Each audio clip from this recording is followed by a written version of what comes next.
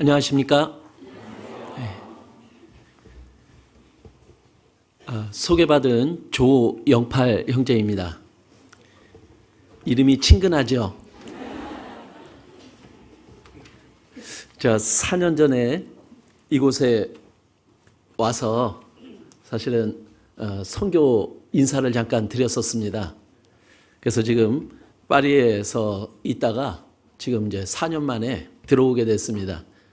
그래서 그동안 강석교회에서 물신양면으로 파리교회를 위해서 지원해 주신 부분에 대해서 꼭 감사의 말씀을 드려야 되는 자리인 것 같아서 또 오늘 이렇게 이 자리가 마련된 걸로 알고 있습니다.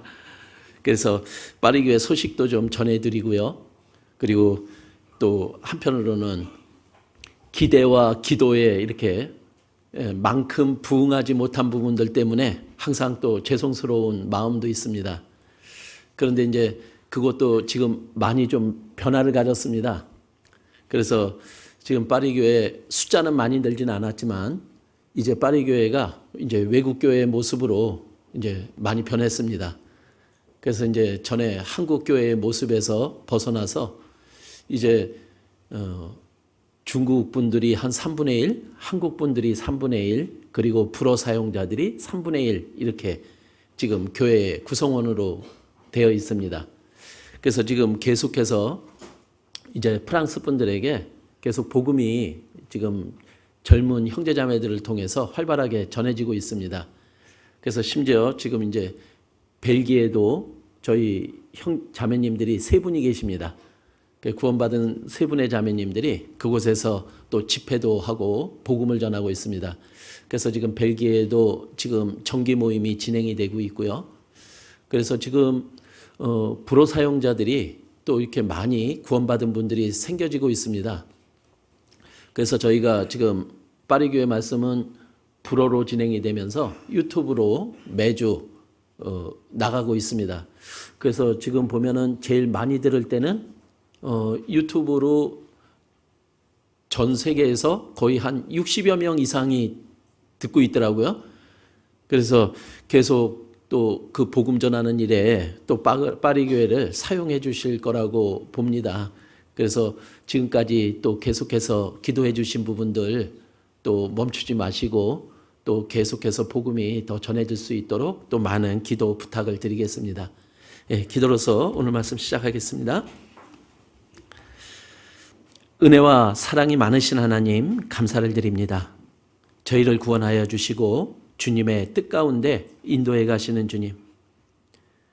저희들의 마음이 항상 주님을 향하고 또 주님의 말씀대로 살아가는 저희들이 되기를 바랍니다. 오늘 또 말씀 앞에 불러주셔서 말씀을 통해 저희들의 모습을 돌아보고 또한 말씀대로 살아감으로 주님의 뜻이 저희를 통해 이루어질 수 있기를 온전히 구하옵니다. 지금 이 세상은 점점 말세의 모습을 보여주며 혼란스러운 모습 속에 있습니다. 이때에 구원받은 저희들 더욱 주님 앞에 합당한 모습으로 살아감으로 주님을 온전히 나타내는 저희들이 되기를 바랍니다. 그리고 마음으로 항상 주님을 만날 날을 또한 기다리며 사모하며 살아가는 우리들의 삶의 모습이 될 수 있도록 인도해 주시기를 기도드립니다. 또 내일부터 오전 집회로 또 주님의 복음의 말씀이 전해집니다. 그 집회가 또 주님의 뜻에 합당하게 진행이 되고 또 주님의 복음이 온전히 전해질 수 있는 귀한 집회가 될 수 있도록 모든 여건 주님께서 허락하시고 인도해 주시기를 기도드립니다. 오늘 허락하신 시간 또한 주님의 뜻만이 나타나기를 간절히 기도드립니다. 저희를 사랑하시는 예수님 이름으로 기도드렸습니다. 아멘. 성경 말씀 찾겠습니다. 시편 126편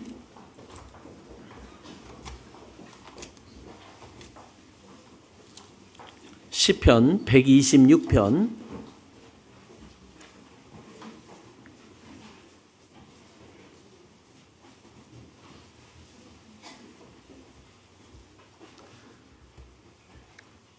시편 126편 제가 읽겠습니다. 여호와께서 시온의 포로를 돌리실 때에 우리가 꿈꾸는 것 같았도다. 그때 우리 입에는 웃음이 가득하고 우리 혀에는 찬양이 찼었도다. 열방 중에서 말하기를 여호와께서 저희를 위하여 대사를 행하셨다 하였도다. 여호와께서 우리를 위하여 대사를 행하셨으니 우리는 기쁘도다. 여호와여 우리의 포로를 남방 시내들 같이 돌리소서. 5절 6절 같이 읽겠습니다.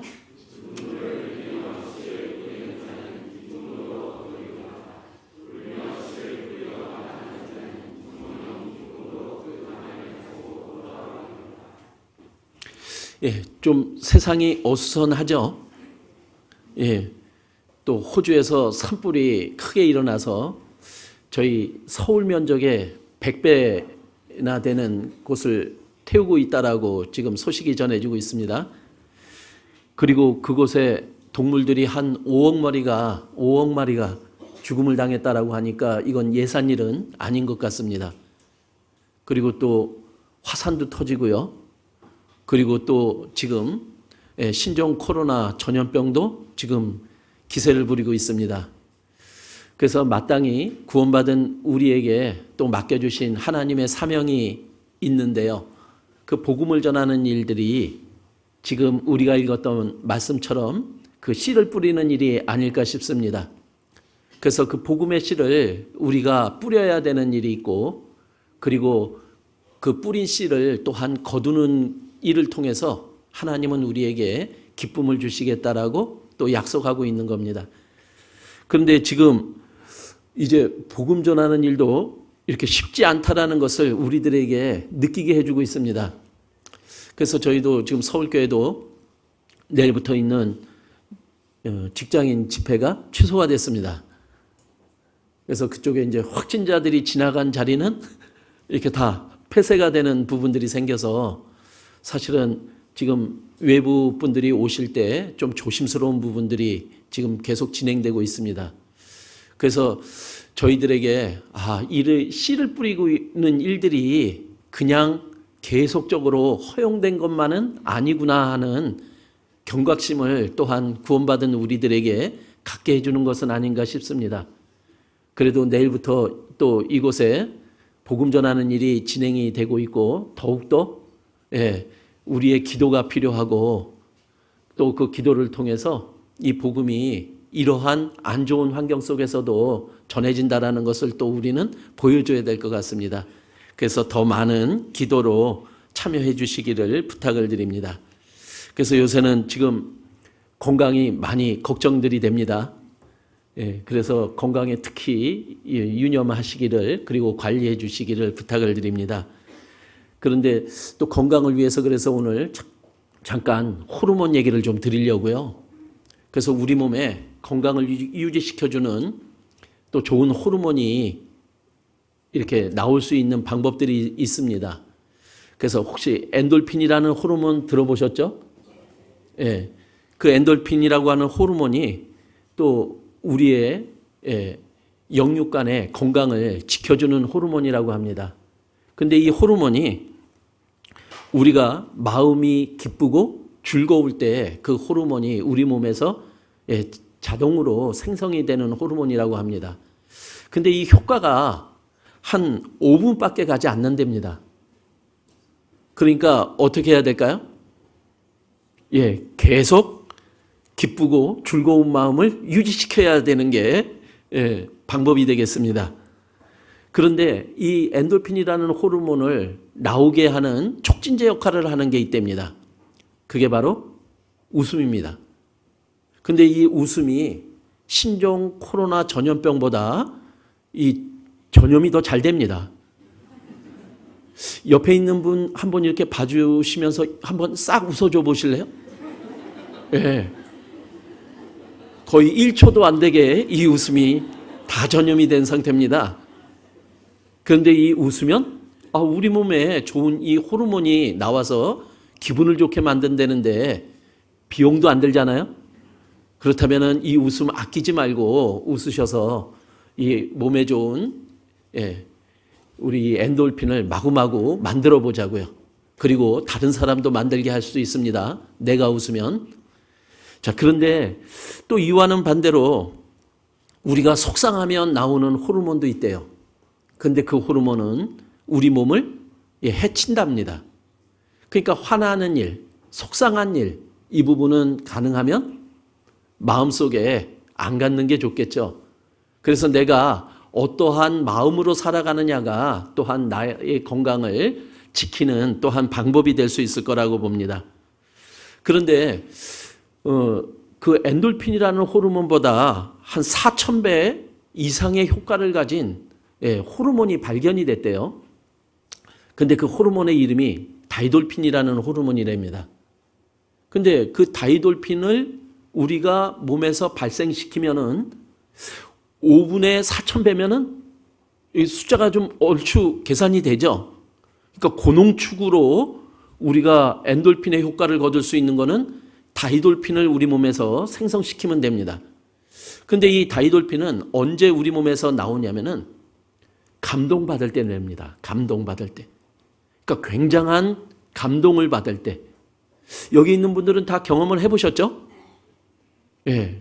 그 굉장한 감동 중에 하나가 바로 내가 구원받을 때입니다. 그러면은 우리 몸에서 그 엔돌핀의 4,000배 되는 아주 최고의 고농축 호르몬이 나와서 암도 이기게 해주고요. 그리고 그 어떤 어려운 환경 속에서도 웃고 즐겁게 생활할 수 있는 그 힘을 주는 것이 바로 이 다이돌핀이라고 합니다. 근데 감동받는 것도요, 굉장히 감동을 받으면 우리 몸에서 나타나는 현상이 있어요. 바로 굉장한 감동은 웃음을 넘어서 눈물로 이어집니다. 그런데 그 눈물은 좋은 겁니까? 나쁜 겁니까? 우리는 보통 울고 싶지 않잖아요? 그런데 이 눈물만큼은 우리가 흘려야 되는 눈물입니다. 그리고 알고 봤더니 그 눈물이라는 것이 결코 나쁜 게 아니었다라는 거예요. 그래서 우리 사람들이 이 눈물은 매일 흘린답니다. 그래서 일반적으로 사람들이 하루에 1.1g의 눈물을 이렇게 흘린대요. 이게 흘리지 않으면은 이게 눈이 이게 뻑뻑해서 눈이 안 떠져요. 눈 안 떠지시는 분 없죠? 예, 다 오늘도 울고 있다라는 증거입니다. 그래서 이 눈물이 우리의 눈의 윤활유 역할을 해주면서 세상을 우리가 잘 볼 수 있게 만들어준답니다. 그리고 또 어떠한 눈에 자극이 오면은 그 자극으로부터 눈을 보호해주기 위해서 흘리는 눈물이 있답니다. 주로 이제 어머님들이 많이 흘리시는 눈물인데요. 양파를 이렇게 썰면 눈물이 나오죠. 근데 그 양파의 그 성분이 눈에 자극이 돼서 나오는 눈물이잖아요. 연기가 이렇게 눈에 들어가거나 체류가스가 맡아지거나 그러면은 어김없이 우리 눈에서는 눈을 보호하기 위해서 눈물로 씻어내는 그러한 역할을 이 눈물이 합니다. 그리고 오늘은 드리고 싶은 눈물은 사실은 이와 좀 다른 우리가 감동을 받을 때 나오는 눈물입니다. 그러니까 감정이 들어가 있는 눈물이요. 그래서 어떤 분이 이 눈물을 갖다가 이렇게 조사를 해봤답니다. 분석을 해봤대요. 근데 양파를 흘린 눈물을 검사해봤더니 뭐 그렇게 사람에게 도움이 된다 이런 것들은 눈을 보호해주는 역할 말고는 없는데 우리가 감정을 갖고 우는 눈물을 검사를 해봤더니 그 속에는 너무나 좋은 것들이 나오더랍니다. 즉 우리가 이 스트레스를 받으면 그 스트레스 받으면 나오는 호르몬이 그 감정이 섞인 눈물에 들어가 있다는 거예요. 그러니까 우리가 눈물을 흘리면은 스트레스를 유발시키는 호르몬이 밖으로 빠져나온다는 거죠. 그래서 우리 자매님들 힘들고 어렵고 진짜 짜증나고 그럴 때 어떻게 하고 싶어요? 울고 싶죠. 근데 울으면 기분이 어떻습니까? 후련해져요. 왜냐하면 그 호르몬도 빠져나오니까.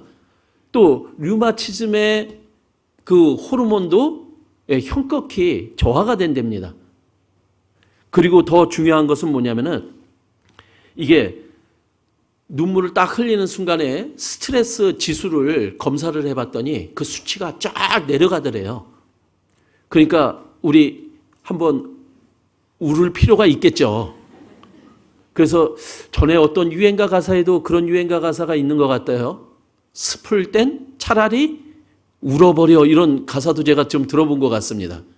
그러니까 감정은 품고 참는 게 아니라 그 감정을 화나는 감정 말고요. 그냥 스스로 해결할 수 있는 감정은 우는 거라고 봅니다. 그러면은 그 울음 속에 우리가 또 도움을 받을 수 있는 게 있을 겁니다. 그래서 어떤 분은 잘 우는 사람이 행복하대요. 자, 울어보셨죠? 울으면은요, 마음이 부드러워집니다. 그리고 또 특히 그리스도인에게 가장 필요한 덕목은 겸손이잖아요. 운다라는 것은 무엇입니까? 내가 약하다라는 거잖아요. 그리고 나에게 도움이 필요하다라고 하는 건데 그것이 바로 겸손의 모습 아닐까요? 그래서 우리가 하나님 앞에 잘 우는 사람은 이제 행복한 사람이죠. 근데 좀 이런 면에서 보면 남자들은 좀 불행한 것 같습니다. 우리 고속도로 휴게소만 가더라도 그 남자 화장실 가면 이상한 게 이렇게 글귀가 써져 있어요. 남자가 흘리지 말아야 될 것 2가지. 뭐 화장실에서 흘리지 말아야 될 것 하나는 아실 거고 또 하나가 눈물이래요. 그래서 남자들에게는 이 눈물이 자꾸만 억제되고 있는데 사실은 남자들도 울자고요. 그래서 몸에 안 좋은 것 좀 뽑아내고 형제님들도 행복한 그런 모습이 되었으면 좋겠습니다. 그런데 우리가 슬플 때 울지 않으면요, 몸이 운대요. 그러니까 몸이 아파진대요. 그러니까 울을 필요가 있을 것 같습니다. 그래서 이 우는 모습이 사실은 다른 사람들에게 많은 감동을 주기도 하거든요. 저도 첫애를 낳을 때 감동을 받았습니다. 저희 첫애가 3일 동안의 진통 끝에 태어났거든요. 근데 처음 태어난 아이의 언어가 울음이었습니다. 근데 그 울음을 듣는 순간에 저도 모르게 눈물이 나오더라고요. 이거는 기쁨의 눈물이고 감동의 눈물이고 또한 감사의 눈물이기도 했습니다. 그 아이의 눈물 없는 울음소리가 그 주변에 있는 그 아이를 기다리고 그 아이를 사랑하는 모든 사람들에게 감동을 주더라는 거예요. 근데 우리 주변에도 이런 일들이 많이 있지 않습니까? 제가 같이 신앙생활을 했던 한 어르신이 계셨는데요. 그 어르신은 반신불수였습니다. 그런데 그분이 암 선고를 받으셨어요. 말기암 선고를. 그런데 그분이에게 구원받지 않은 3 자녀가 있었습니다. 근데 그 자녀들이 구원받지 못하고 본인이 죽어야 된다라고 하는 생각 때문에 마음이 너무 힘들었던 거예요. 그래서 그 항암 치료를 받으러 들어가는데 저한테 부탁을 하더라고요. 큰아들이 오기로 했는데 그 큰아들한테 말씀 좀 들어달라고 얘기 좀 해달래요. 그래서 제가 알겠습니다 하고 항암 치료받는 그날 병원에서 만났습니다. 근데 갑자기 제 입이 안 떨어졌습니다. 뭐라고 얘기를 해야 되는데 갑자기 제가 입이 이렇게 막혀진 거예요. 그래가지고 아무 말도 못하고 있으니까 그 어르신이요, 휠체어에 앉아서 마스크를 쓴 채 그 아들의 손을 딱 잡고 있었거든요. 근데 그 아들의 손등 위로 뭔가 뚝뚝 떨어지는 거예요. 바로 그 어르신의 눈물이 그 큰아들의 손등에 뚝뚝 떨어지는 거예요. 그랬더니 큰아들이 아버지를 착 우는 아버지를 보면서 하는 말이 말씀 들어달라고요? 이렇게 묻는 거예요. 그러니까 사실은 제가 해야 될 부탁을 받은 그 말을 어르신이 눈물로 하고 있는데 그 눈물 하나만으로도 그 아들에게 충분히 전해지더라는 거예요. 그래서 눈물의 힘은 하나님을 움직일 수 있고 그 또 하나님이 구원받지 않은 그 사람의 마음도 움직일 수 있구나 그런 거를 느끼게 해주더라고요. 그리고 또 한 청년의 이야기도 있었습니다. 그 한 청년이 구원을 받았습니다. 구원을 받으니까 너무나 신이 난 거예요. 그리고 구원받고는 이 청년은 구원받자마자 이제 하나님 앞에서 올바로 살 거라고 큰 소리를 똥똥 쳤습니다. 그런데 이제 제일 먼저 해야 될 일이 뭐였냐면은 그 집이 제사가 많은 집안이었습니다. 근데 그 형제가 막내였어요. 그런데 이제 제사를 지내러 가야 되는데 이제 상담을 하러 온 겁니다. 그래가지고 이래서 제사를 지내면 안 되는 거군요 하면서 제가 이번에 가서 아주 딱 선포하고 오겠습니다. 그리고 갔대요. 근데 막내인데 가서 딱 지내고 있는데 이렇게 제사를 지내는데 안 지내려고 뒤로 절을 안 하려고 뒤로 물러나는데 갑자기 형들이 쫙 쳐다보더래요. 근데 그 순간 자기도 모르게 절을 하고 있더래요. 그리고는 이제 제사를 지내고 돌아왔습니다. 그리고는 자기가 한 행동에 대해서 저는 절을 안 하고 싶었는데 우상에게 절을 안 하고 싶었는데 자기도 모르게 했다고. 그리고 이번에는 말씀도 열심히 읽고 신앙적으로 무장을 해서 다음 제사 때는 자기가 가서 꼭 승리하겠노라고 그렇게 간증을 했었습니다. 근데 그 다음 또 제사를 갔거든요. 그런데 갑자기 이제는 떳떳하게 뒤로 딱 물러나서 서 있는데 형들이 다시 쳐다보더래요. 근데 쳐다본 것만이 아니라 야 막내야 너 뭐해? 그러는 순간 자기도 모르게 또 절을 하고 있더래요. 그런데 그 다음이 바뀌었습니다. 절을 하면서 이 형제가 그 자리에서 엉엉 울고 있더래요. 그러니까 자기는 절을 하고 싶지 않은데 하나님 앞에 우상에게 절하는 모습을 하고 싶지 않은데 자기가 절하는 그 모습이 너무나 아파서 그 절을 하면서 울고 있더래요. 그런데 이제 그 동생의 이야기를 형들이 들었던 겁니다. 근데 그 울고 있는 동생을 보더니 형들이 그랬대요. 야, 너 절 안 해도 돼. 울지 마, 울지 마. 그러더래요. 그래서 그 다음부터 이 형제는 절을 안 하게 됐답니다. 사실은 그 형제가 흘린 눈물이 또 하나님을 움직여줬고 그 하나님이 또 구원받지 않은 그 형들의 마음까지 움직여서 진짜 마음속에 바라고 원하는 것들을 또 이루어주시지 않은가 싶습니다. 그리고 광주에서 있었던 교회 학교의 이야기였었는데요. 한 아이가 구원을 받았어요. 근데 그 아이는 주일날 교회에 오는 게 그렇게 기뻤던 겁니다.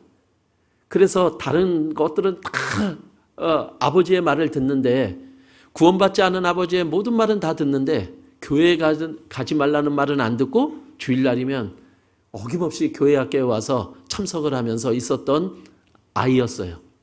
근데 아버지가 어느 날 그 아이를 잡으러 왔습니다. 그래서 교회 학교에서 수업을 받는 그 아이를 끌어낸 거예요. 근데 말씀 듣고 끝나는 시간이었습니다. 근데 그 아이를 끌어내가지고 성도들이 말씀 듣고 나오는 그 위치에서요. 그 아이가 갖고 있는 성경책을 쫙쫙 찢은 거예요. 그랬더니 이 아이가 그 모습을 보면서 그 자리에서 그냥 울고 있더래요. 근데 다른 형제자매님들이 어떤 누구도 그것을 막을 수 없을 정도의 아버지의 모습이 보통이 아니었습니다. 그런데 저쪽에서 한 교사가 달려오고 있었던 거예요. 그리고 그 교사가 달려와서 울고 있는 그 아이를 꼭 안아준 거예요. 그리고 같이 울어주었답니다. 그랬더니 이 아버지가 놀란 거예요. 그리고는 이 아버지가 그 자기 자식을 안고 울어주는 그 선생님의 모습을 보고 아버지가 마음이 변한 겁니다. 참 우리의 하나님을 향한 눈물은요, 아주 큰 힘이 있다라는 것을 보여주는 사례가 아닌가 싶거든요. 세상은 점점 각박해지잖아요. 그리고 우리는 메말라 간다라고 이야기를 합니다. 근데 그 속에 우리 그리스도인의 눈물이 보태진다면요, 이 세상은 더 각박해지지 않고 더 메말라지지는 않을 거다라는 거예요. 왜냐하면은 그 그리스도인들이 흘리는 눈물 속에는요, 사랑이 있고요, 그리고 마음이 있거든요. 그 사랑과 그 마음이 전해진다면요, 하나님께 그 사랑이 전해지고 마음이 전해진다면 또 하나님은 그 마음을 받으시고 또 우리에게 또 복을, 은혜를 내려주시는 분임에 틀림이 없을 거니까요. 그래서 예수님은 이 세상에 오셔서 예수님도 눈물을 흘리셨다라고 성경에 기록이 되어 있습니다. 우리 한번 확인 한번 해볼까요? 요한복음 11장. 요한복음 11장 34절. 나사로가 죽은 뒤에 예수님이 이제 오셨습니다. 가라사대 그를 어디 두었느냐 가로되 주여 와서 보옵소서 하니 예수께서 눈물을 흘리시더라. 이에 유대인들이 말하되 보라 그를 어떻게 사랑하였는가 하며, 자, 예수님이 나사로의 죽었다라는 소식을 듣고 와서 눈물을 흘리는 장면이 지금 읽은 말씀에 기록이 되어 있습니다. 그런데 바로 그 속에 그 사람들을 사랑하는 예수님의 마음이 들어 있잖아요. 근데 더 안타까운 거는요, 그 마리아하고 마르다가요, 그 예수님을 믿는다라고 하는 그 마리아가 예수님이 계셨으면 오빠가 죽지 않았을 것을 하면서 그 말을 할 때 과연 예수님의 마음속에 예수님이 하시고자 하는 일, 그리고 예수님이 원하시는 일에 대한 예수님을 아직까지 잘 믿지 못하는 그들의 모습을 향해서 흘리는 눈물이기도 했던 겁니다. 자, 믿는다라고 하면서 그 믿음이 또 하나님의 뜻과는 멀어진 믿음도 있을 수 있고요. 아니면 하나님의 뜻에 순종하지 못하는 믿음도 있잖아요. 근데 그것을 대할 때마다 예수님이 흘리셨던 이 눈물이 또한 우리에게 생각이 날 겁니다. 그래서 이 믿음은 우리에게 순종을 요구하잖아요. 그런데 하나님의 말씀이 우리에게 전해질 때마다 또 우리는 나의 생각과 또 나의 주장을 한 번 더 생각을 합니다. 그리고 또한 이 세상의 기준을 가지고 한번 비교도 해봅니다.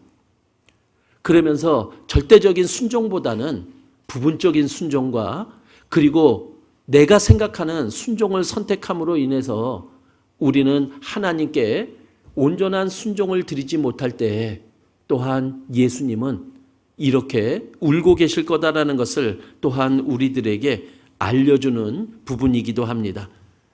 또 예수님의 눈물이 누가복음에도 기록이 되어 있습니다. 누가복음 19장 40절.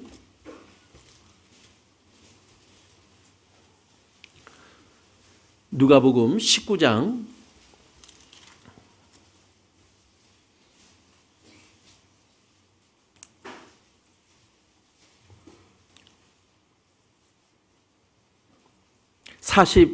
40절.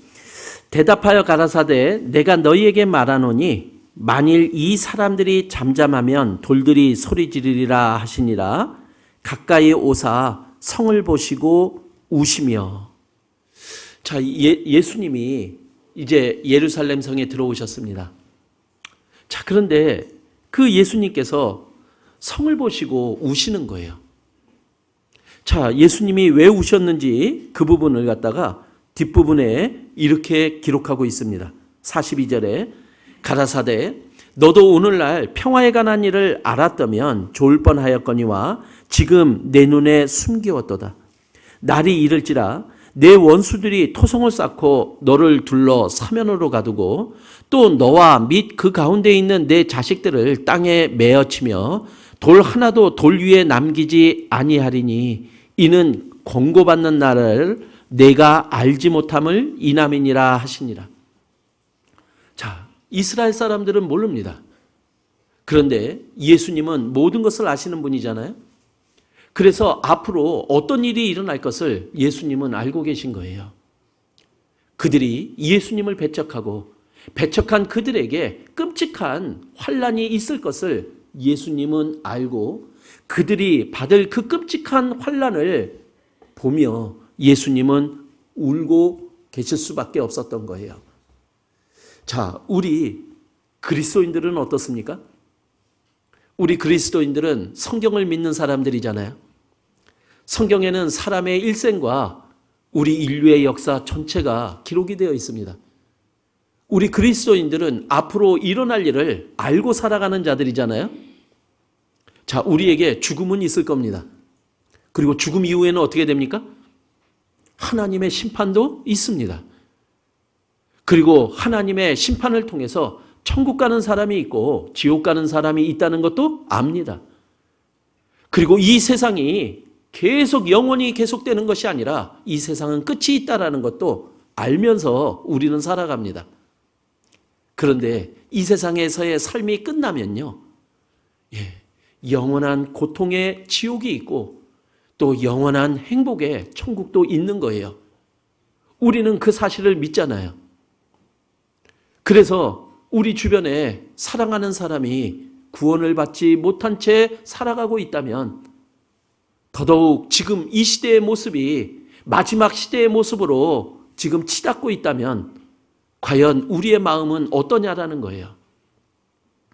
그들이 지옥에서 영원히 고통받을 수 있다, 받는다면 우리의 마음도 예수님처럼 그들을 바라보며 눈물을 흘려야 될 자들이 아닌가, 그것을 우리에게 또한 예수님은 보여주고 계신 겁니다. 자, 그리고 또 예수님의 세 번째 눈물이 히브리서에 나옵니다. 히브리서 5장 7절.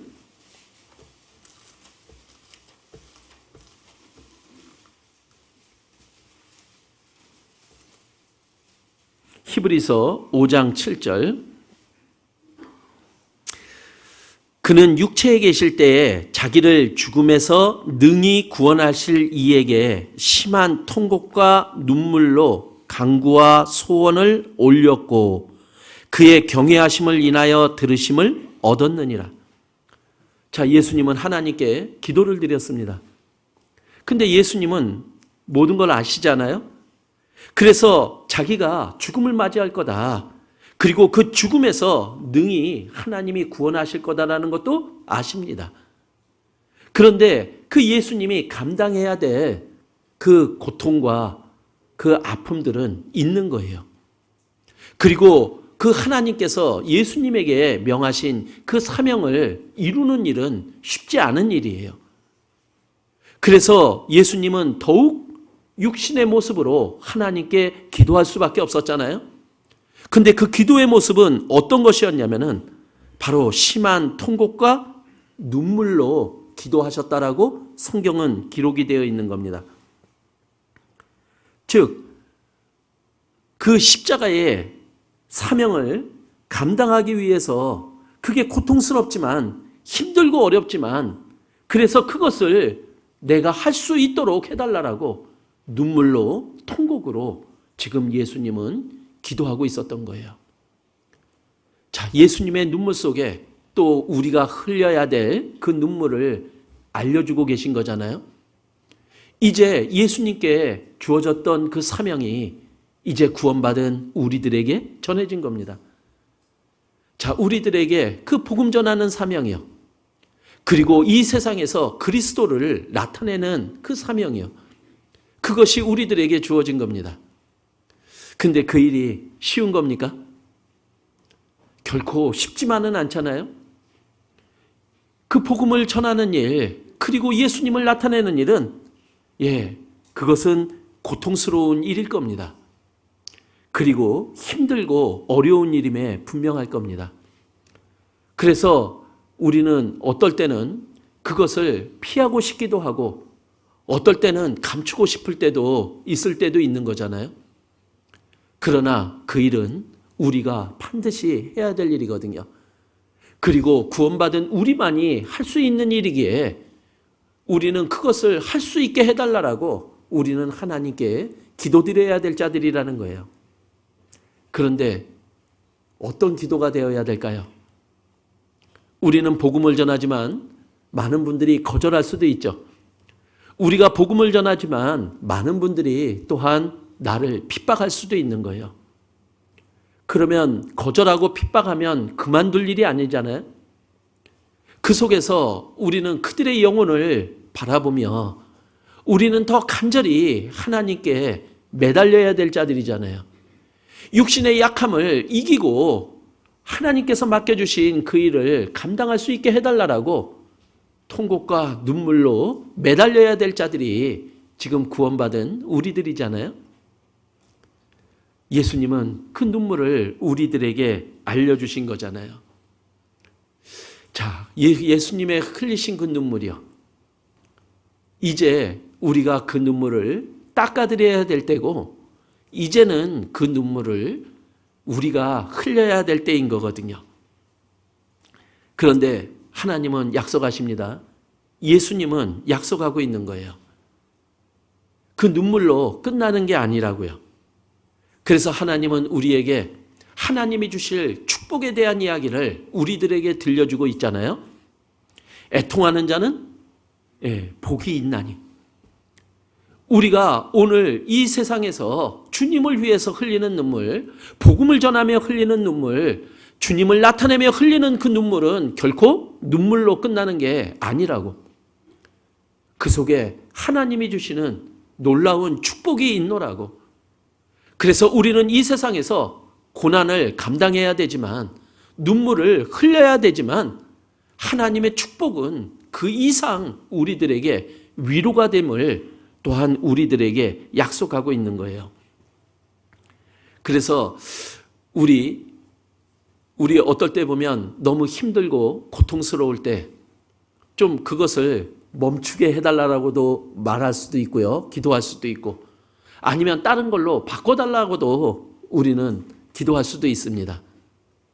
그런데 하나님은요, 그것을 대체시켜서 우리들에게 기쁨과 축복을 주시는 분은 아니시잖아요. 요한복음 16장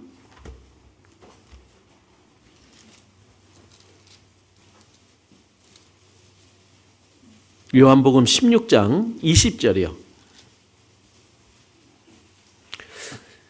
요한복음 16장 20절. 내가 진실로 진실로 너희에게 이르노니 너희는 곡하고 애통하리니 세상이 기뻐하리라. 너희는 근심하겠으나 너희 근심이 도리어 기쁨이 되리라. 자, 지금 예수님이 이 세상에 오셔서 죽음을 맞이하십니다.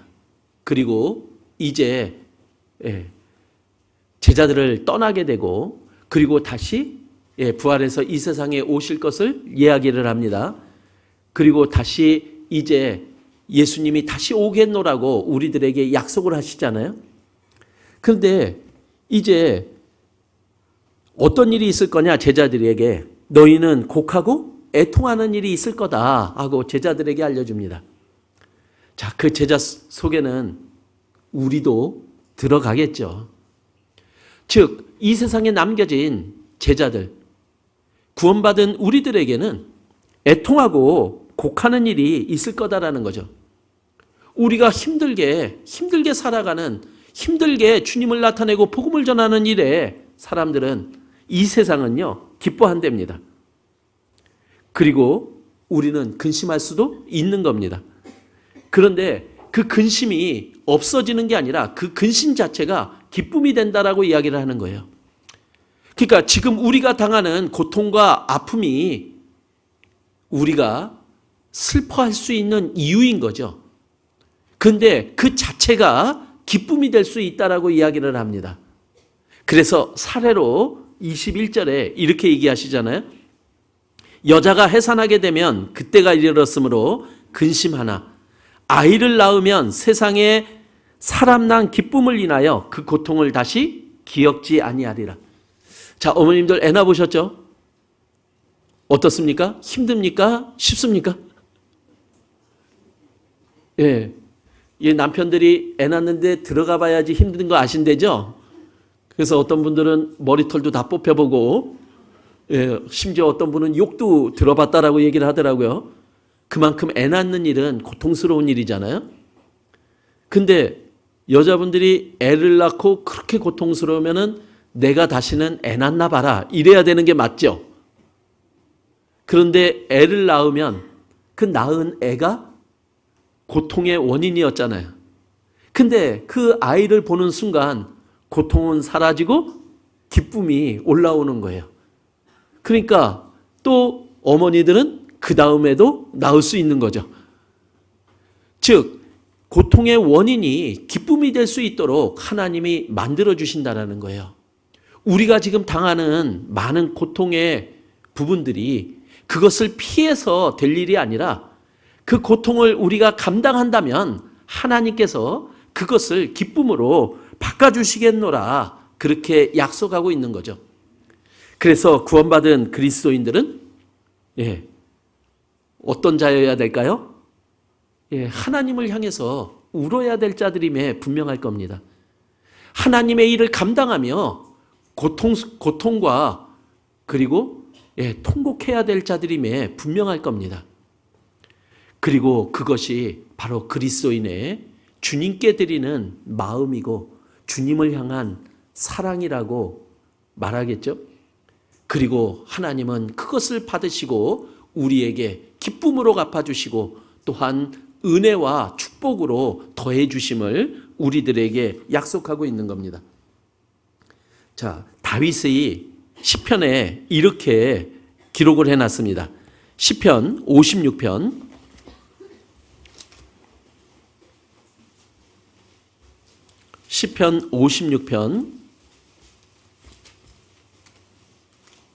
8절이요.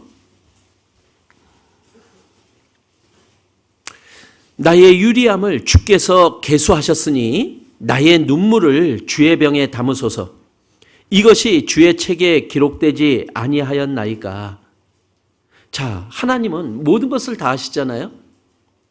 그래서 다윗이 거의 10년 가까이 울면서 도망다니고 고통 가운데 있었던 것을 아실 겁니다. 자, 그런데 지금 다윗은 하나님을 향해서 이렇게 말하고 있는 거죠. 나의 눈물을 주의 병에 담으소서. 즉, 지금 다윗은 그 고통 가운데서 하나님을 향해서 울고 있는 겁니다. 그리고 하나님께 구하고 있는 거죠. 그런데 이 다윗은 그 눈물로 끝나는 게 아니라 지금 하나님을 향해서 이렇게 말을 하고 있는 거죠. 하나님, 내 눈물을 기억해 달라고. 그리고 내가 이렇게 간절히 눈물로 기도합니다. 바로 그 다윗의 마음을 하나님께 드리고 있는 거잖아요. 자, 지금 우리에게 지금 진행되고 있는 많은 고통과 아픔들, 우리가 그 속에서 흘리는 그 눈물을요, 주님을 향해서 우리는 기도로 나아가야 될 것을 또한 알려주시는 거잖아요. 그 눈물은 눈물로 끝나지 않는다. 그리고 그 눈물은 하나님께서 분명히 기억하시고 우리들에게 갚아주실 거다. 그래서 우리는 정작 이 눈물을 흘려야 될 자들입니다. 그런데 사람을 보고 흘리는 눈물은 아닙니다. 바로 하나님을 향해서 우리가 흘려야 될 눈물임을 또한 알려주고 있습니다. 그래서 이 성경에 바로 구원받은 우리들이 흘려야 될 눈물을 또 믿음의 위인들을 통해서 우리들에게 알려주고 있는 겁니다. 자, 하나님은 어떤 눈물을 원하실까요? 그래서 이 다윗이 드렸던 이 기도에 맞춰 다윗이 흘렸던 눈물을 우리가 한번 좀 알아보도록 하겠습니다. 시편 6편 6절 말씀이요. 시편 6편 6절 말씀.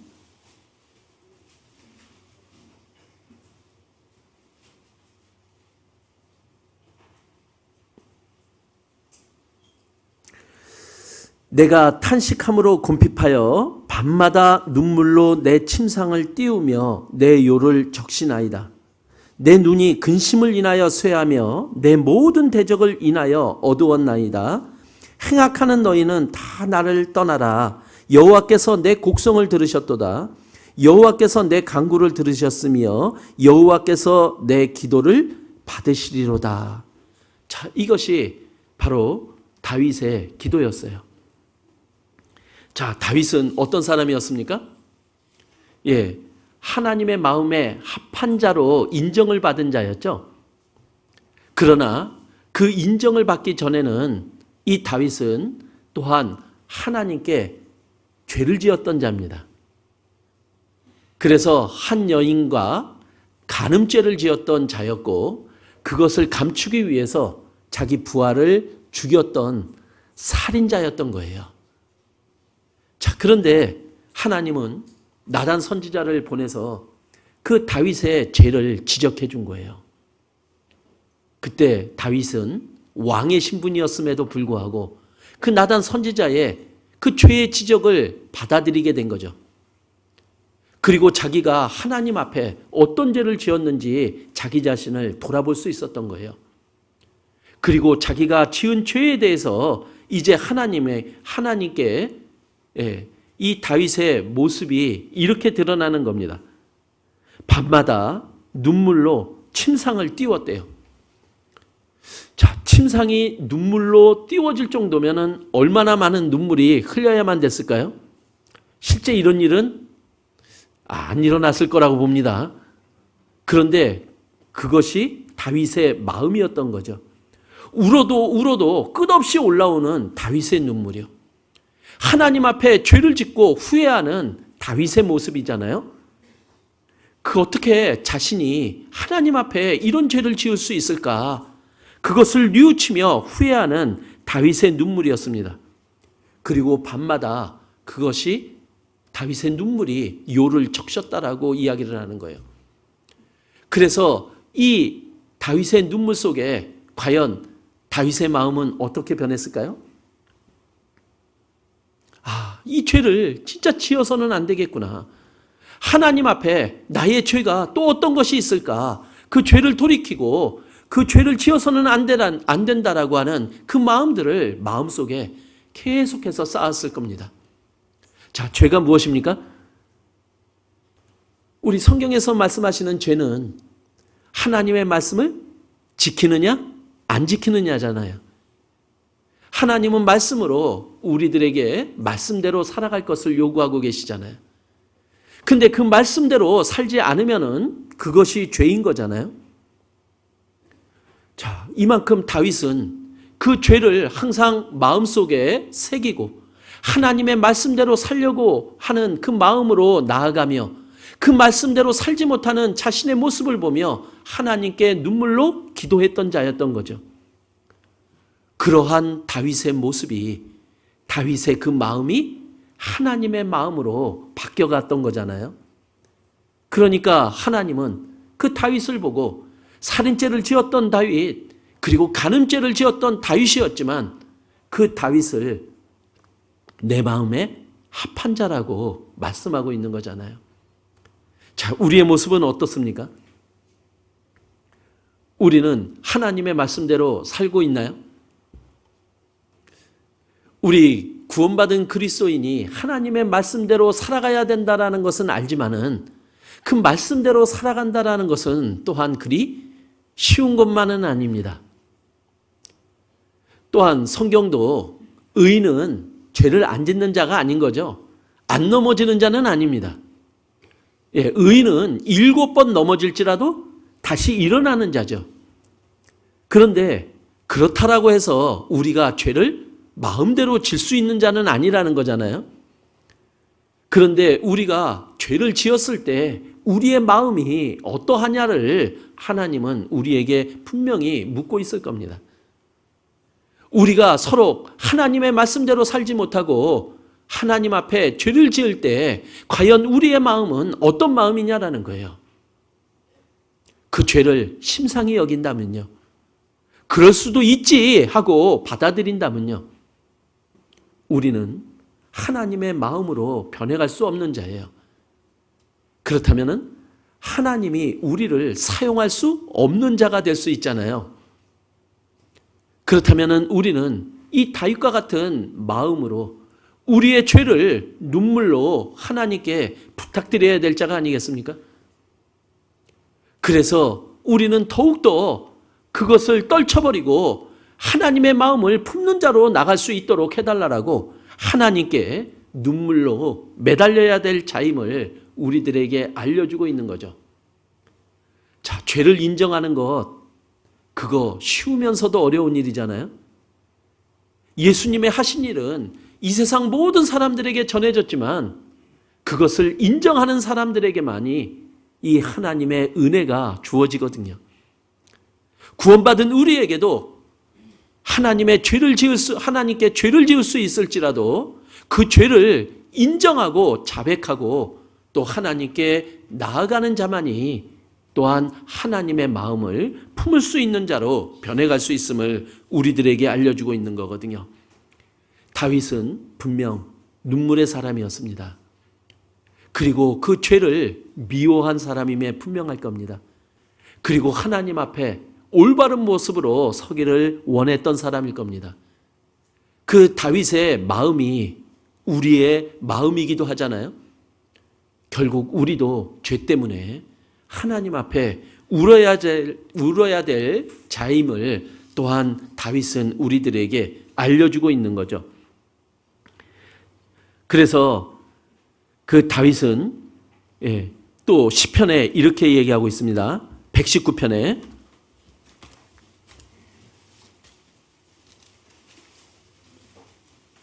시편 119편 136절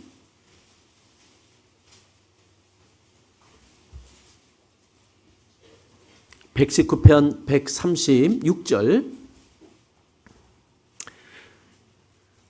저희가 주의 법을 지키지 아니하므로 내 눈물이 시냇물같이 흐르나이다.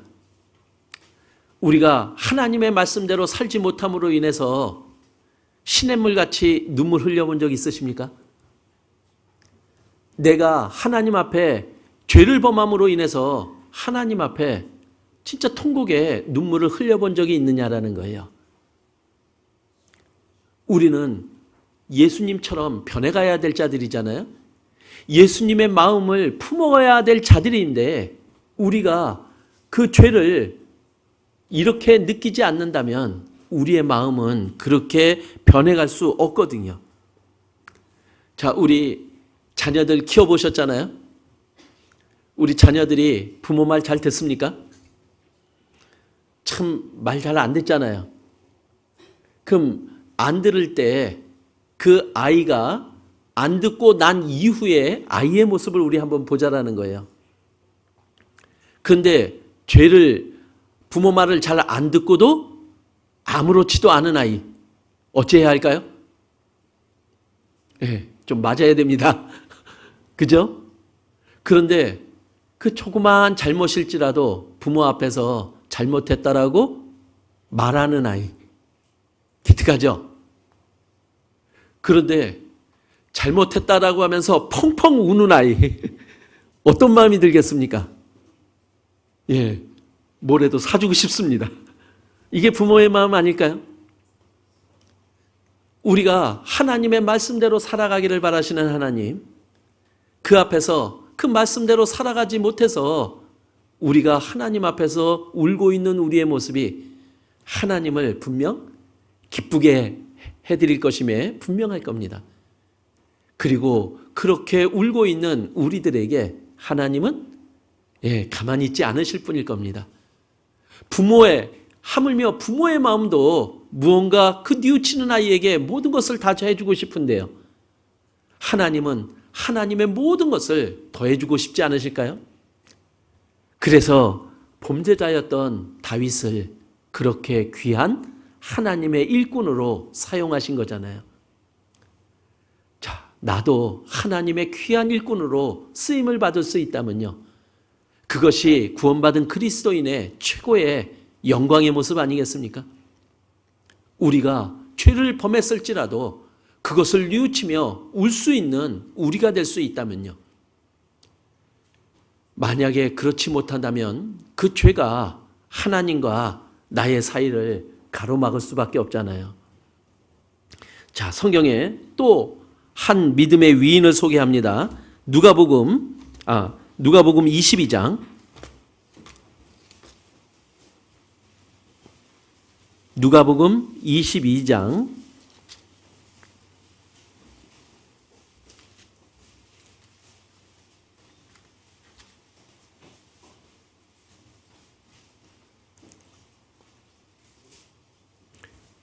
누가복음 22장 54절에서 지금 62절까지 보면요. 여기에 베드로가 등장을 합니다. 근데 그 베드로의 62절의 모습을 한번 보면요. 이렇게 기록하고 있습니다. 밖에 나가서 심히 통곡하더라. 자, 여기에 베드로의 눈물의 모습이 성경에 기록이 되어 있습니다. 자, 베드로는 어떤 사람이었습니까? 예수님을 3년 반이나 쫓아다녔던 예수님의 수제자였잖아요. 자, 그런데 예수님이 이제 베드로에게 얘기합니다. 너희들이 다 나를 부인할 거라고. 너희들이 나를 다 이제 도망갈 거라고. 그런데 베드로는 그렇지 않죠. 다른 사람은 다 그럴지언정 자기는 그렇지 않겠다라고 얘기하는 거잖아요. 자, 근데 예수님이 베드로에게 미리 알려주십니다. 너는 나를 3번 부인할 거다. 그런데 절대 그런 일은 안 일어날 거다라고 베드로는 맹세하잖아요. 그런데 어떤 일이 벌어진 겁니까? 지금 이 성경의 말씀에 예수님의 말씀대로 베드로는 예수님을 3번이나, 그것도 마지막에는 저주하며 부인하는 모습이 기록이 되어 있는 거예요. 자, 닭이 울 때까지 너는 나를 3번 부인하리라고 했던 예수님의 말씀이 그대로 이루어진 거예요. 자기의 육신과는 다르게요. 자, 그래서 그 예수님을 부인했던 베드로가 심히 통곡했다라고 성경은 기록하고 있는 거예요. 자, 베드로는 절대로 그런 일이 없을 거다라고 베드로의 마음은 예수님을 부인할 생각이 없었습니다. 그러나 상황이요. 그리고 놓여진 처지가, 그리고 육신이 약해서 베드로는 결국 예수님을 3번이나 부인하게 되는 거죠. 자, 그런데 그 3번이나 부인했던 이 베드로가 통곡을 하며 우는데 그 눈물의 의미가 무엇이었겠습니까? 그 예수님을 3번이나 부인했던 베드로, 너무나 부끄러운 모습 아닐까요? 자신했었잖아요. 자신했었는데 그 예수님을 부인하는 자기 모습을 보며 자신의 부끄러움에 대한 눈물이기도 했잖아요. 그런데 자기는 예수님을 사랑한다라고 알고 있는데 그 예수님을 부인한 자기 자신이 부끄러움을 떠나서 미워지기까지 한 그런 눈물 아닙니까? 그리고 더더욱 나아가서는 예수님 앞에 얼굴을 들을 수 없는 죄스러움에 대한 눈물일 겁니다. 자, 그런데 그 예수님이 베드로를 부활하셔서 찾아오셨습니다. 근데 예수님이 베드로에게 이렇게 물어보지 않으셨죠. 너 어떻게 나를 부인할 수 있었느냐라고요. 그런데 예수님은 베드로에게 단지 나를 사랑하냐고 물어본 거예요. 아마 너 이거 잘못했지, 이거 잘못했지, 너 왜 이렇게 부인했어? 그 묻는 말보다 네가 나를 사랑하느냐라고 하는 그 예수님의 그 말이 더더욱 베드로를 울렸을 거라고 봅니다. 왜냐하면 내가 사랑한다면 어떻게 예수님을 부인할 수 있었느냐라고 하는 자책감이 더 들지 않겠습니까? 그런데 하나님은 나아가서 하나를 더 베드로에게 알려주셨던 거예요. 우리는 그렇게 연약한 자라고. 우리는 그럴 수밖에 없는 자라고. 그래서 우리 구원받은 우리에게는 예수님이 더 필요한 자라고.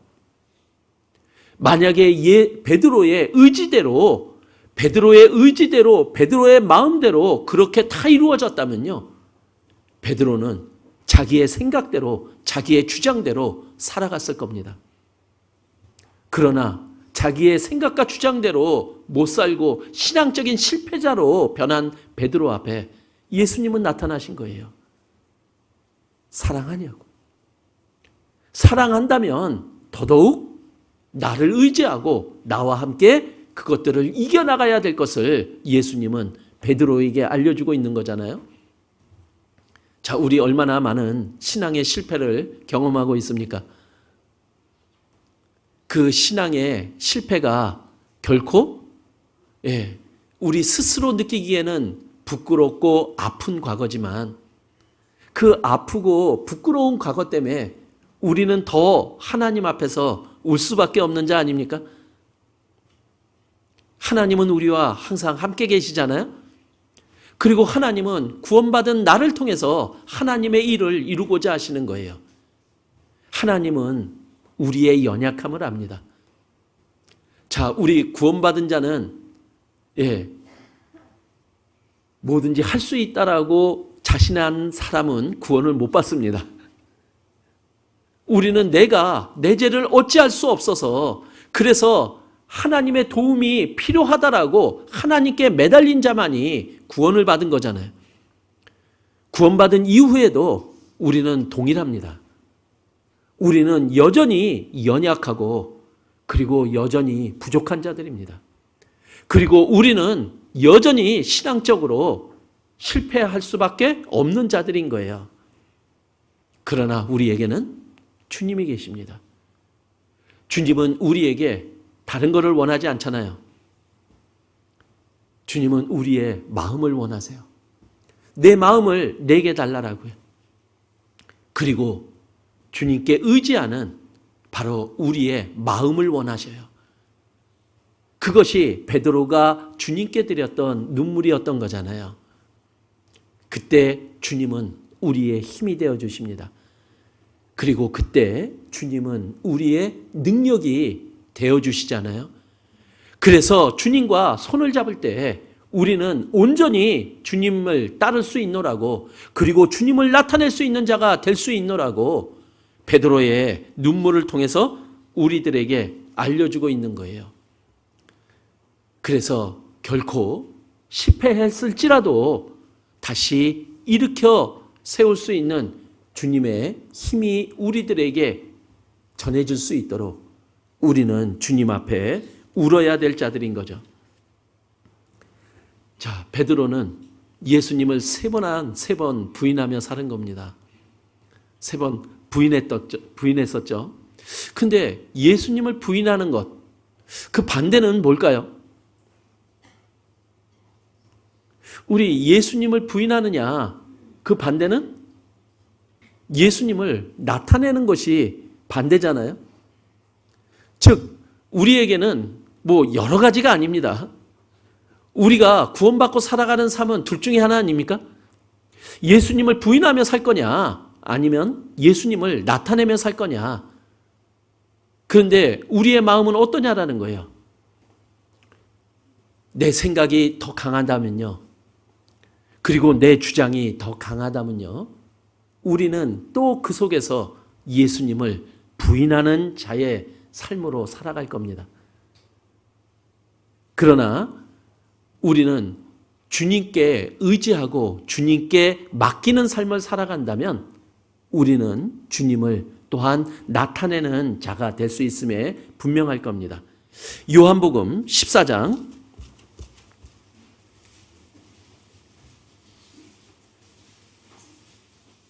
요한복음 14장 21절.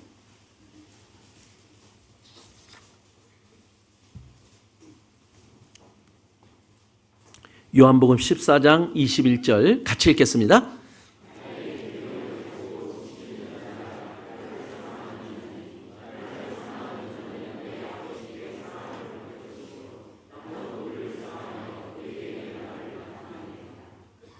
예. 그래서 베드로에게 예수님은 나를 사랑하느냐라고 물었죠. 자, 그런데 그 사랑하는 게 무엇입니까? 내가 사랑하는 방법 말고요. 하나님이 나를 사랑한다라고 인정하는 사랑을 하나님은 우리에게 알려주고 있는 겁니다. 그 사랑이 뭡니까? 바로 하나님의 말씀을 가지고 지켜가는 것. 그러면 그 결과는 어떻게 되느냐? 예, 아버지께 사랑을 받아서 예수님도 나를 사랑하고 그래서 그런 나에게 바로 예수님을 나타내는 일을 하신다라고 하는 거잖아요. 바로 내가 하나님의 말씀을 가지고 지켜나간다면 그것이 하나님을 향한 사랑이고 그 속에서 나는 예수님을 나타내는 자가 될 수 있다라고 알려주고 있는 거예요. 자, 우리에게 주어진 삶 둘 중에 하나일 겁니다. 예수님을 부인하는 삶을 살 거냐, 예수님을 나타내는 삶을 살 거냐. 이제는 부인했던 삶에서 이제는 벗어나서 예수님을 나타내는 삶으로 우리 옮겨가야 되지 않을까요? 그러려면 우리는 말씀을 가져야 되고 또한 말씀을 지켜가는 자가 되어야 될 것을 하나님은 우리에게 알려주고 있는 거예요. 자, 로마서 8장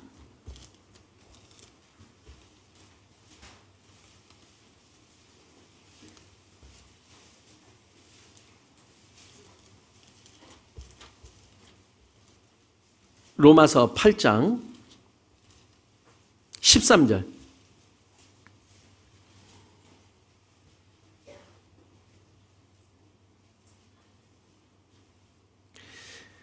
예, 너희가 육신대로 살면 반드시 죽을 것이로되 영으로서 몸의 행실을 죽이면 살리니. 자, 지금 구원받은 우리에게는 하나님의 영이 내 안에 계십니다. 즉, 내 안에서 육신과 하나님의 영이, 성령이 싸우고 있는 거죠. 그런데 누가 나타납니까? 이제 나에게서 누가 나타나느냐라는 거예요. 그런데 내가 육신대로 살면요, 육신이 강하면 육신이 나갑니다.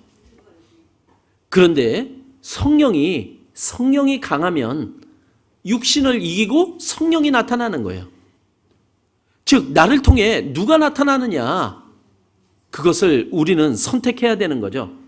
내가 육신대로 살 것이냐, 아니면 영으로 몸의 행실을 죽이며 살아갈 거냐. 그러면은 성령이 힘이 세게 강할 수 있도록 만들어줘야 되는 거예요. 그래서 우리에게 바로 그 영의 양식이 필요한 겁니다. 그래서 영의 양식, 말씀을 가지고 지키면 이 영이 강해지고 힘이 세서 육신을 눌러서 밖으로 나타날 수 있음을 우리들에게 알려주고 있는 거잖아요. 자, 이 죄는 처음부터 우리들에게 결과를 얘기해 주지 않아요. 처음부터 별일 없을 거다라고 우리를 속입니다. 그런데 그 죄를 지은 이후에는 이 죄가 우리를 끌고 가는 거예요. 그러기에 우리는 이 죄를 이겨야 되는 거죠. 그래서 하나님의 말씀대로 살아가야 되고, 우리가 죄를 지었다면 눈물로 통곡하며 하나님께 매달려야 될 자들임을 또한 알려주고 있는 거예요. 자, 그래서 우리가 만약에 죄를 지으면요, 이루어지는 게 있는 거예요. 이 죄가 도둑이라고 그러잖아요. 근데 도둑이 집에 들어오면 뭘 훔쳐갑니까? 그 집에서 가장 값진 거를 훔쳐가려고 합니다. 근데 이 죄가 도둑이라면, 이 죄가 우리 안에 들어오면 뭘 훔쳐갈까요? 지금 나에게 가장 값진 게 무엇인 겁니까? 바로 그것이 하나님과의 사랑 아닙니까? 나에게 내가 가진 최고의 보물, 그것은 하나님과의 사랑인 거예요. 하나님을 향한 마음인 거예요. 그런데 죄가 들어오면 그 사랑과 그 마음을 이 죄가 뺏어가거든요.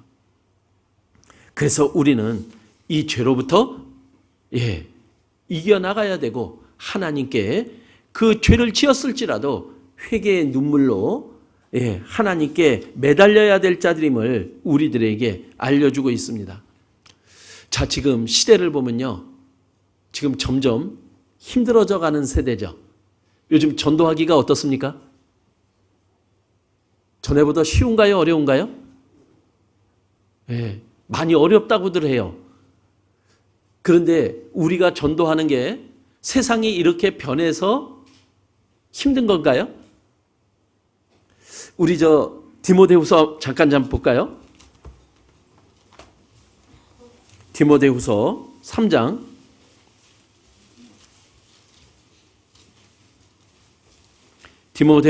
3장 내가 이것을 알라 말세에 고통하는 때가 이르리니. 자, 사도 바울이 이 세상은 이렇게 변해갈 거다 하고 성경에다가 기록해 놓은 거죠. 그런데 사람들이 자기를 사랑하며 돈을 사랑하며 자긍하며 교만하며 회방하며 부모를 거역하며 감사치 아니하며 거룩하지 아니하며 무정하며 원통함을 풀지 아니하며 참소하며 절제하지 못하며 사나우며 선한 것을 좋아하지 아니하며 배반하여 팔며 조급하며 자고하며 쾌락을 사랑하기를 하나님 사랑하는 것보다 더하며 경건의 모양은 있으나 경건의 능력을 부인하는 자. 이게 지금 세상 사람들의 모습이잖아요. 근데 세상은 이렇게 변해갈 거다라고 사도 바울은 이야기하고 있는 거예요. 그런데 우리는 이 모습 속에 지금 신앙생활하기가 더 힘들고 전도하기가 더 힘들고 하나님을 나타내는 게 더 힘들다라고 지금 우리는 얘기하고 있는 거잖아요. 그런데 하나님은 이것을 알잖아요. 그런데 정작 우리가 알고 있는 것은 더 있잖아요. 하나님은 능치 못할 일이 없다는 거예요. 근데 우리는 이제 전도하기가 힘들고 신앙생활하기가 힘들다라고 얘기를 해요. 그런데 사도 바울은 우리에게 이렇게 얘기합니다. 이 같은 자들에게서 내가 어떻게 하라고요? 돌아서라고 이야기를 하고 있는 거예요. 그러면 지금 우리도 이 세상 사람들처럼 변해갈 수 있다는 거죠. 그리고 많은 사람들이 그렇게 변해가고 있다는 거예요. 정작 우리가 복음을 전하기 힘들고 우리가 신앙생활을 하기 힘든 이유가 세상이 이렇게 변해서 힘든 게 아니라 구원받은 우리가 돌아서지 않고 그들과 같이 변해가고 있기 때문에 힘든 것은 아닌가요? 우리가 그리스도인의 모습으로 하나님이 원하시는 삶으로 합당하게 살아간다면 세상이 어떤 상황에 있을지라도 하나님의 역사는 이루어질 겁니다. 그리고 우리를 통해서 분명히 역사하실 거라는 거예요. 우리가 해야 될 일은 세상과 타협하지 않고 그 세상이 변하는 세상으로부터 돌이키며 살아갈 때 우리를 통해서 하나님의 복음의 역사는 계속될 거다라는 거죠.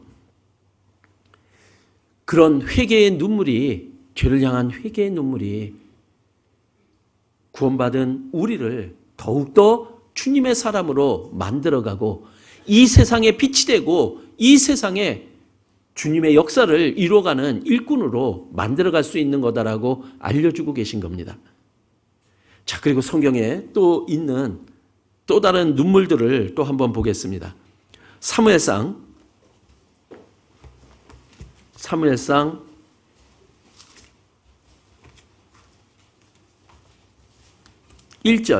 1장 10절.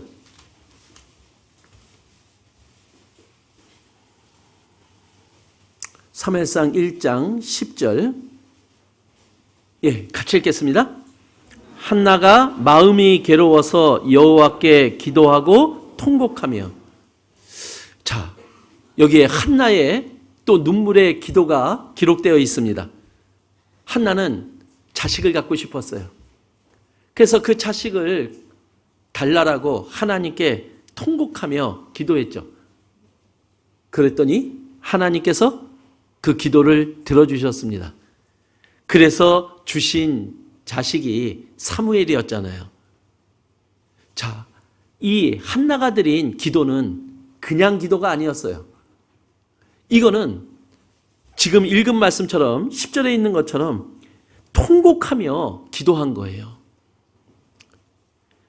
자, 우리 하나님께 기도하십니까? 그리고 기도의 응답을 받으십니까? 근데 어떻게 기도하고 계신 건가요? 자, 이 한나에게는요, 다른 기도가 없었어요. 자, 우리 기도 제목이 도대체 몇 개나 되십니까? 그런데 이 한나는요, 오로지 하나예요. 자식 갖게 달라 하는 그 하나예요. 그만큼 그 하나가 자신의 전부였고 내가 원하는 전부였다라는 거죠. 그렇기 때문에 한나는 울 수밖에 없었던 거죠. 그렇게 통곡의 기도가 하나님을 움직이고 하나님은 그 한나에게 또 사무엘이라고 하는 귀한 자식을 주신 거잖아요. 자, 우리의 기도는 어떤 기도인지 한번 돌아보라는 거죠. 자, 기도를 했는데 응답을 또 우리 자신의 방법과 생각으로 받아들이기도 하죠. 그리고 기도를 했는데 들어줘도 그만, 안 들어줘도 그만, 이런 기도도 있을 수 있잖아요. 근데 과연 우리가 눈물로 기도하고 있느냐라는 거예요. 이게 아니면 안 된다라고 진짜 눈물로 내가 원하는 거는 오직 이거 하나라고 그렇게 간절히 원하면서 기도하고 있느냐라는 거예요. 그 눈물의 기도가 하나님을 움직이고 응답받을 수 있다면 우리의 기도가 이렇게 돼야 되지 않겠습니까? 그 눈물의 기도는 하나님을 움직이는 힘이 있거든요. 자, 죽을 수밖에 없었던 히스기야도요, 하나님께 통곡하며 기도했더니 이 히스기야의 생명을 15년이나 더 살게 해주셨어요. 이 눈물의 기도는 하나님이 어떻게 응답해 주시는지 우리들에게 사례로 보여주고 있잖아요. 그래서 우리의 기도가 그냥 습관적으로 하는 기도가 아니라 진짜 하나님께 간절히 매달리며 이것이 아니면 안 된다라고 하는 나의 마음을, 나의 온 마음을 다 들여서 하는 기도라면 하나님은 분명히 들어주심을 우리들에게 보여주셨기에 또한 우리가 눈물로 이렇게 기도해야 될 자임을 또한 알려주고 있는 겁니다. 자, 그리고 사무엘상에 보면요, 사무엘상 30장 한번 보겠습니다.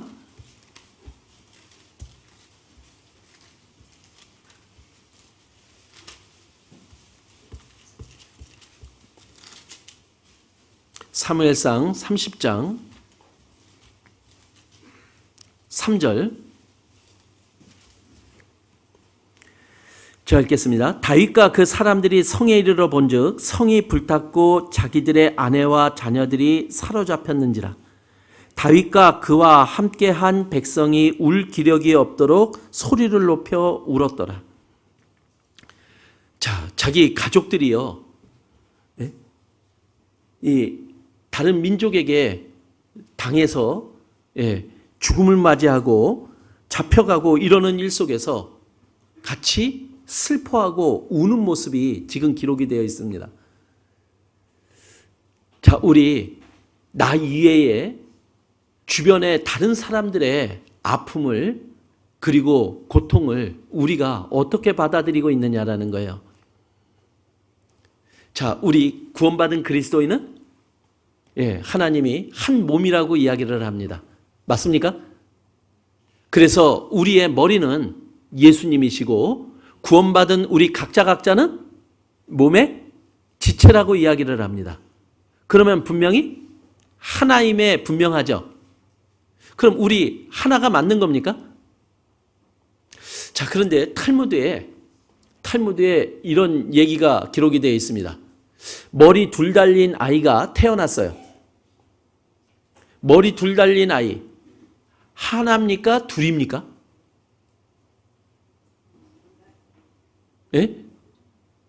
하나일까요? 둘일까요? 근데 그 탈무드에는 한 명이다, 두 명이다 답이 나와 있지 않아요. 대신 한 명인지 두 명인지 가리는 방법만이 나와 있습니다. 근데 그 방법이 무엇이냐? 다리를 꼬집어 보래요. 다리를 꼬집어 보면 둘이서 동시에 아야 하면 한 사람.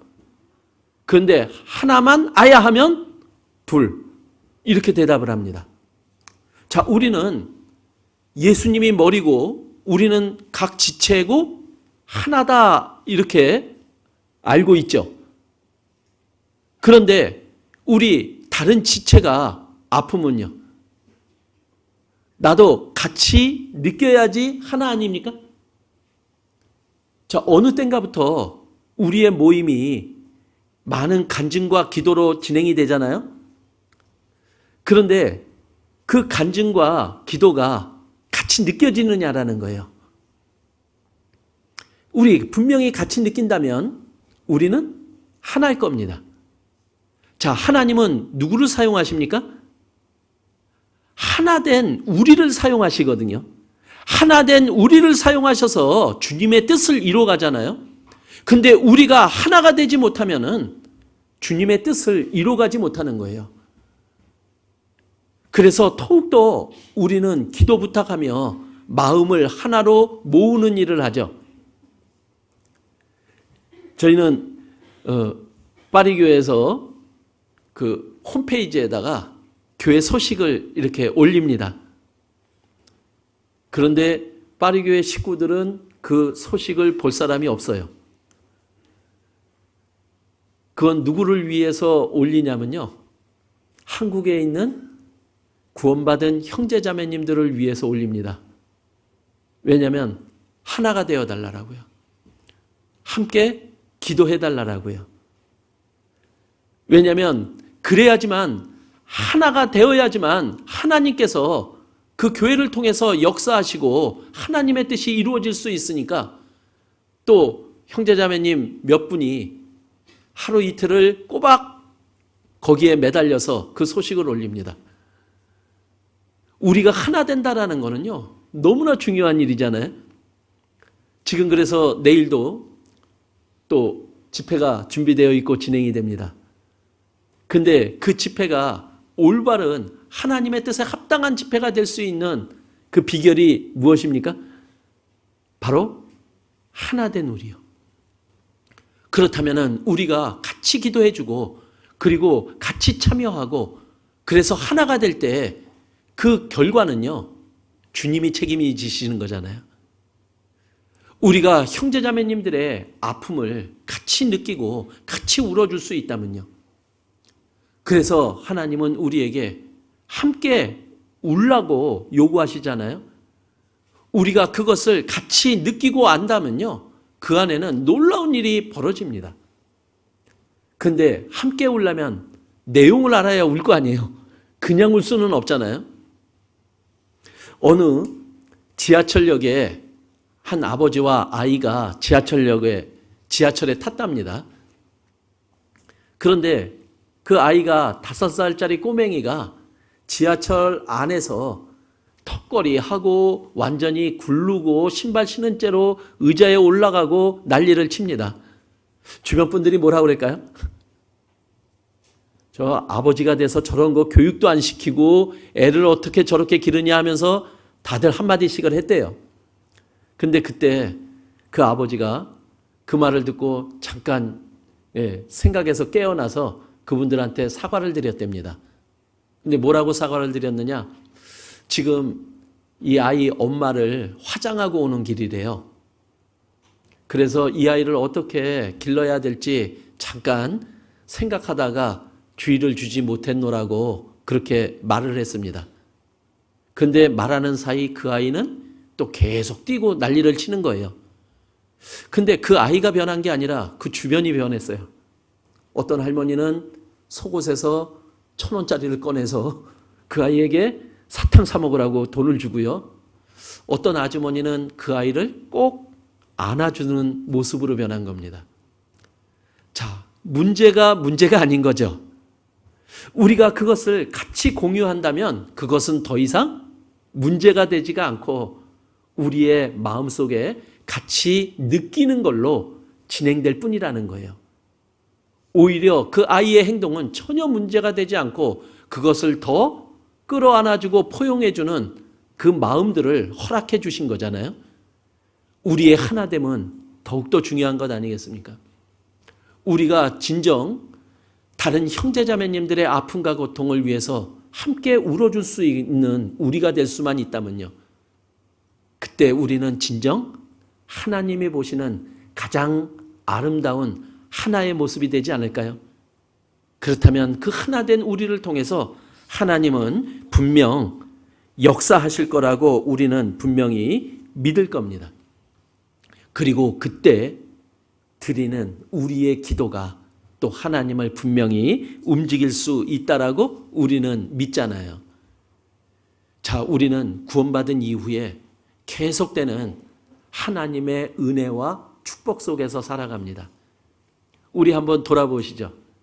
지날 때는 모르지만은 지나고 난 다음에는 하나하나가 진정 하나님의 은혜였지 않았습니까?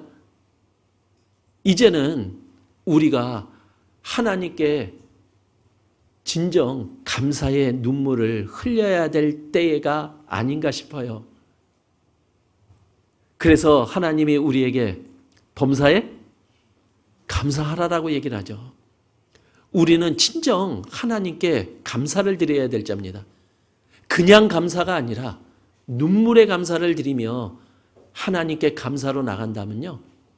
하나님은 또 더 큰 감사를 드릴 수 있는 우리로 만들어주심에 분명할 겁니다. 자, 눈물을 흘리는 자는요, 찌질해서 눈물을 흘리는 자가 아닙니다. 단지 하나님을 향해서 흘리는 우리의 눈물은 가장 값진 눈물임에 분명할 겁니다. 그리고 그 마음속에 하나님을 향한 사랑이 있고 하나님을 향한 마음이 있어서 하나님은 그 사랑과 마음을 통해서 우리에게 더 큰 은혜와 축복을 주시는 결과가 이어질 뿐이라는 거예요. 그래서 우리 이렇게 얘기해도 되지 않을까요? 웁시다. 네? 그것은 결코 창피한 게 아니라 우리 그리스도인에게는 자랑스러운 거라고요. 자, 그런데 요한계시록에 보면요. 요한계시록 21장 요한계시록 21장 4절.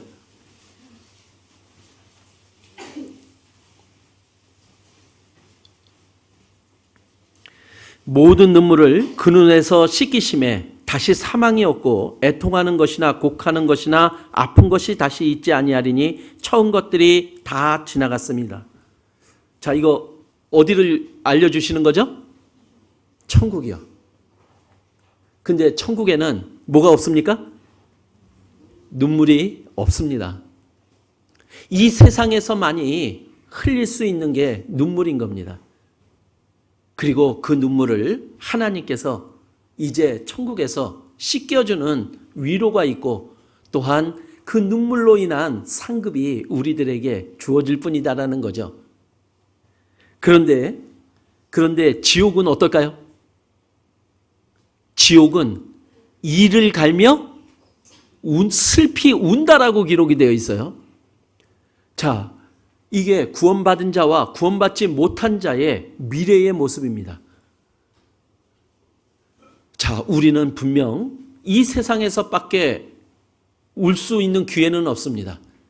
주님을 위해서 울 수 있는 기회 바로 이 세상에 뿐이라는 거죠. 그러나 구원받지 못한 자는 지옥에서 그것도 이를 갈며 슬피 우는 자로 변하는 거예요. 내가 사랑하는 사람이 그 영원히 슬피 이를 갈며 운다라고 생각을 해보세요. 이거는 이 세상에서 또한 그것을 생각하며 또 우리가 울어야 될 것을 요구하는 것 아니겠습니까? 그래서 내가 사랑하는 모든 사람들은 같이 천국에서 눈물을 씻김을 받고 가장 같이 행복해야 될 자들임을 우리의 눈물로 하나님을 움직여서 한번 그렇게 만들어 보지 않으시겠습니까? 누가 글을 하나 이렇게 썼는데요. 그 눈물의 의미라는 글을 하나 있어서 읽어드리고 마칠까 합니다. 쉴 수 없는 한 가지 일이 있습니다. 그것은 이뤄진 영혼을 위해 눈물 흘리는 것입니다. 멈출 수 없는 한 가지 일이 있습니다. 그것은 이뤄진 영혼을 위해 눈물 흘리는 것입니다. 포기할 수 없는 한 가지 일이 있습니다. 그것은 이뤄진 영혼을 위해 눈물 흘리는 것입니다. 대충 할 수 없는 한 가지 일이 있습니다. 그것은 이뤄진 영혼을 위해 눈물 흘리는 것입니다. 습관처럼 할 수 없는 한 가지 일이 있습니다. 그것은 이뤄진 영혼을 위해 눈물 흘리는 것입니다. 내가 그 영혼을 위해 울어야 할 한 가지 이유가 있습니다. 나의 영혼을 위해 흘렸던 주님의 피가 있기 때문입니다. 내가 그 영혼을 위해 울어야 할 한 가지 이유가 있습니다. 나의 영혼을 위해 흘렸던 많은 눈물이 있기 때문이었습니다. 내가 그 영혼을 위해 울어야 할 한 가지 이유가 있습니다. 그것은 하나님이 내게 부탁하신 일이기 때문입니다. 내가 그 영혼을 위해 울어야 할 한 가지 이유가 있습니다. 그것은 나는 모든 사람에게 빚진 자이기 때문입니다. 자, 우리 영혼들을 위해서 진정으로 마음을 다해 울 수 있는 우리가 될 수 있다면 우리는 제일 행복한 자가 될 수 있음에 분명할 겁니다. 예, 기도로 마치겠습니다. 은혜와 사랑이 많으신 하나님 감사를 드립니다. 주님 앞에 또 합당하지 못한 삶을 주님께 눈물로 기도드립니다. 그리고 더욱더 주님 앞에 합당한 자로 또 말씀대로 살아감으로 주님을 나타내는 자가 되기를 바라는 마음을 눈물로 주님께 드리고자 합니다. 아직도 이뤄진 많은 영혼들이 있습니다. 그 영혼들을 위해 눈물로 주님께 기도드립니다. 그 영혼들 또 주님께서 구원받게 해주셔서 그들과 함께 천국에 갈 수 있는 소망을 갖게 해주시기를 눈물로 기도드립니다. 또 이 땅에 남겨진 구원받은 저희들 더욱 하나가 되어 주님을 위해 살아갈 수 있는 저희들이 되기를 바랍니다. 그래서 주님만이 나타나시고 주님만이 영광을 받으시기를 또한 간절히 눈물로 기도드립니다. 저희를 사랑하시는 예수님 이름으로 기도드렸습니다. 아멘. 예, 찬송하시겠습니다. 찬송가